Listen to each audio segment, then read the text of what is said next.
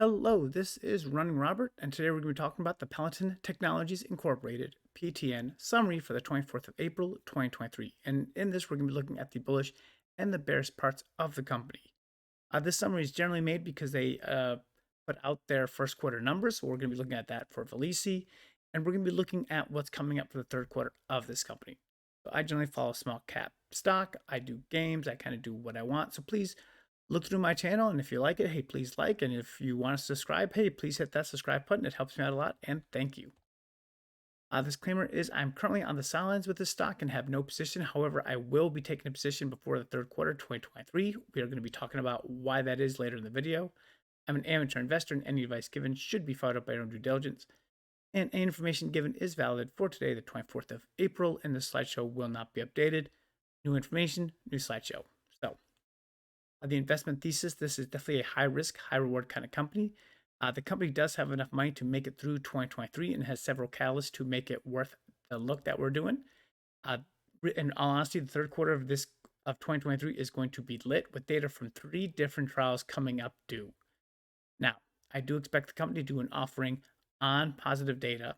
Let's just throw it out there. Like, they don't have enough money to get anything to market. They do need money. So that is definitely a risk that we are going to know about. But of course, there's the second risk is that, hey, 1, 2, or 3, or of them might not pass the trial. So we're going to see how it goes. But that's why we put in this high risk, high reward. The company is cheap enough that any positive data is going to be great. When we're talking about that, we're looking at the milestones they have. So for the PL9643, the dry eye disease, the phase 3 MELD1 data out in third quarter of 2023. The PL8177 drug, interim data out third quarter of 2023. And the MCR antagonist for diabetic neuropathy, preliminary data out, guess when? Third quarter 2023. So you can see that third quarter is going to be huge for this company. Looking at the cash front, so they do cash at the end of the fourth quarter was about 21.2 plus 6.5 from various other sources. The true net loss for this quarter reported was 1.4, but it was really around $6 million. That was with some of the nulls and stuff that was coming up. I do expect that at the end of the year that the cost is going to go down as all the trials are ending. So we should get less of a cash burn, but the company should have enough cash until the end of 2023, which again means that all 3 data sets will come without a cash issue. So talking about Valici, so obviously they did release preliminary first quarter numbers, and so the net revenue was 1.2 million. That is up from $1 million from quarter 1 2023. Also, gross product sales were up to 3.4 million in the first quarter compared to 2.6 in the fourth quarter of 2022. I still expect that the net revenues to be about 2 million per quarter by the end of 2023, which I think will make a huge difference for the company. In the data they released, we saw an increase of 800 total an increase of 800 prescriptions from quarter 1 2023 compared to quarter 4 2022, and that was 3780 compared to 2900 and change. That is kind of a big number to me because following pharmaceuticals, normally the first quarter is generally when your prescriptions are down because of changes of insurance, stuff like that. Normally you do not see great first quarter numbers.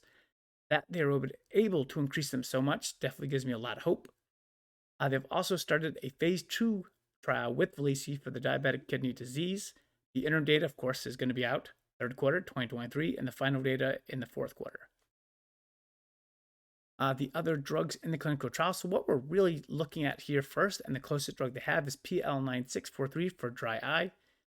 Phase 3 data will be out in quarter 3 2023. There's no real cure for it, and there's definitely a high discontinuation rate for this drug.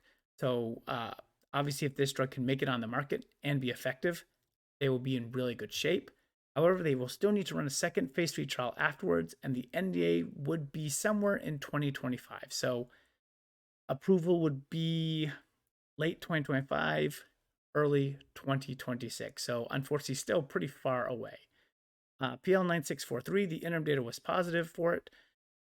So that was good, but they did recommend a larger trial, which definitely extended out that run. So for PL8177, that's for ulcerative colitis, phase 2 data, again, quarter 3. And it's definitely a unique approach to the treatment. However, there are a lot of other drugs on the market, and the company would look to license the drug out. And I think that is a great idea because it's different. So I think with dry eye, if you have a drug that works and it looks like it's better than a lot of the other stuff, you have a good win. UC is a little bit different, and it's definitely a much more crowded marketplace.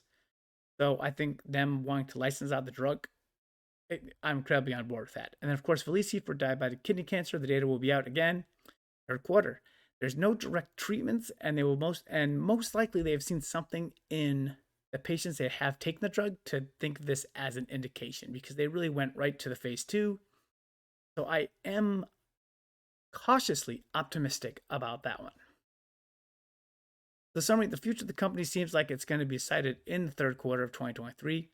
And then, of course, with the market cap under 30 million, any positive data will shoot the stock up. And based on the current stock numbers, a $100 million market cap would be about $9. So you can definitely see that any positive data that could shoot this stock up is going to shoot this stock up a lot, which again, we're looking for big wins. This could definitely be it.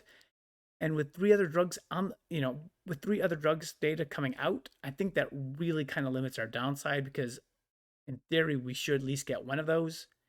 And so I don't really see a huge amount of issues with it, but hey, that's why you're here. That's why you're listening to me to get all the information. So I want to thank you very much for watching and listening, and I hope you have a wonderful day.